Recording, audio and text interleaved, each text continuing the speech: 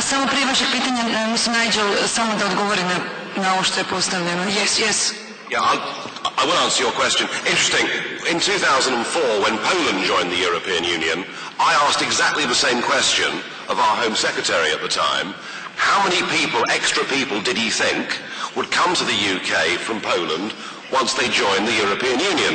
The government estimate was 13,000 people a year. In the first 2 years, 850,000 came. So when you open your borders to complete untrammeled free movement, it's very difficult to predict what the results may be. Very difficult to predict. But in our case, it represented the biggest ever migration into the United Kingdom that we've seen in the history of our country.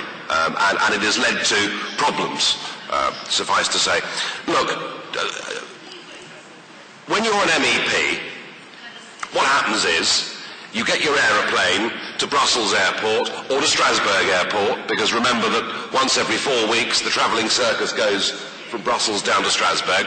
And when you get to the airport at Strasbourg, you'll see the passport lanes.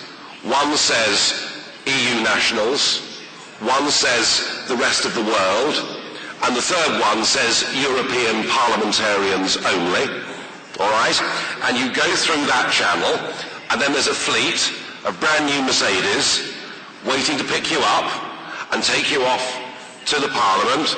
And at any time during that week, all you've got to do is click your fingers, just as an ordinary backbench MEP, and that car is there to take you around, and you have a never-ending list of invitations to champagne breakfasts and lunches and dinners, and you get a salary of about €7,500 a month, and you get €50,000 a year given to you for general expenditure, but there's no need to produce any receipts. No need at all to produce any receipts. And then on top of that, you get nearly €250,000 a year, which you can use to employ people. To employ people. Staff. To employ people in, either in your office in Brussels or in the member state. So I mean, whichever way you look at it,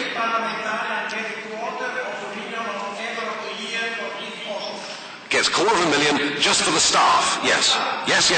So whichever way you look at it, and whichever country you come from in the European Union, although of course the poorer the country you come from, the more attractive it is, whichever way you look at it, they have created a structure through money and through lifestyle that is really very, very attractive to the political classes across Europe. But what is the most attractive thing about it is this, that people I know, MEPs I know, who have supported the European project, if they suffer the unfortunate experience of losing their seat at elections, that doesn't matter a bit, because within weeks they've been given jobs by the European Commission.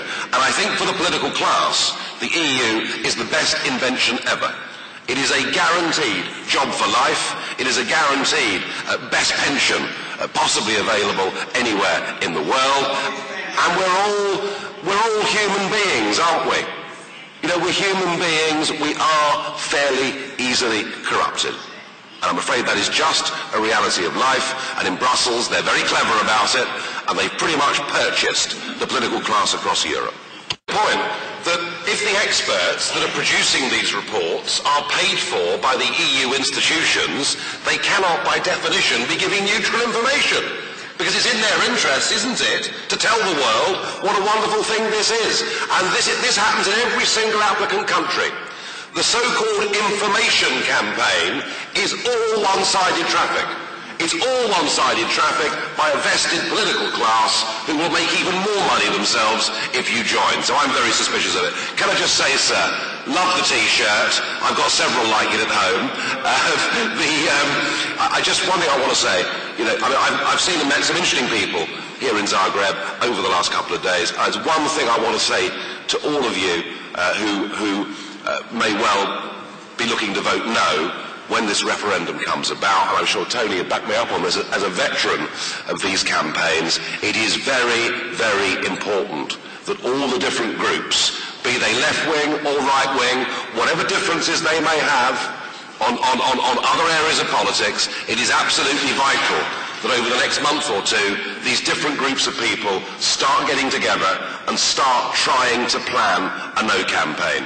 You know, even though you're taking on all the falsehoods and all the money on the other side, a well-organised, small no campaign with some influential friends from outside can achieve remarkable things. So it's very, very important that you start turning your minds in terms of making that a formal no camp. Thank you, Nigel. Two more questions. I just want to correct something that was said there. I'm not anti-European. This isn't being about being isolationist and petty-minded. But I am anti the European Union. I am anti Mr. Barroso. I am anti Herman Van Rompuy. And I'm really anti that wretched flag. And you're quite right, all of you.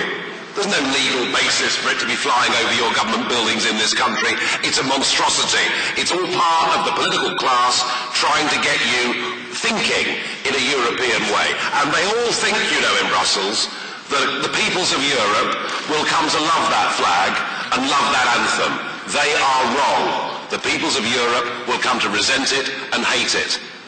We want to live in a European time zone. We want to trade together, cooperate together, be friends with each other. We do not want undemocratic rule through those institutions and that appalling flag all over our capital cities. I hate that flag. I want to see it removed forever. Od izazova globalizacije. Prema tome nemojmo to smetnuti sa uma. Hvala vam lijepo. I još jedno zadnje pitanje, molim vas, evo mlada gospodična. It's actually not a question but a comment. Someone compared the pro-EU propaganda as like a Coca-Cola commercial. I thought it was very interesting. But I disagree with you. I wished it was a Coca-Cola propaganda. It's worse than that. Because what's been happening since your candidate country, so 2004, is that the EU has been giving Croatia, and the figures I'm giving can be found on the EU Commission website, so you can all check. 156 million euros, and it's all taxpayers' money for this. I wouldn't call it, I don't know if it's propaganda, it's brainwashing, because it goes via, funding, so then you can see a nice EU plaque and so on and so forth. And also, you were, mentioning, all of you, a proper referendum campaign. I'm all in favour, but I think you're all dreaming. It's not possible.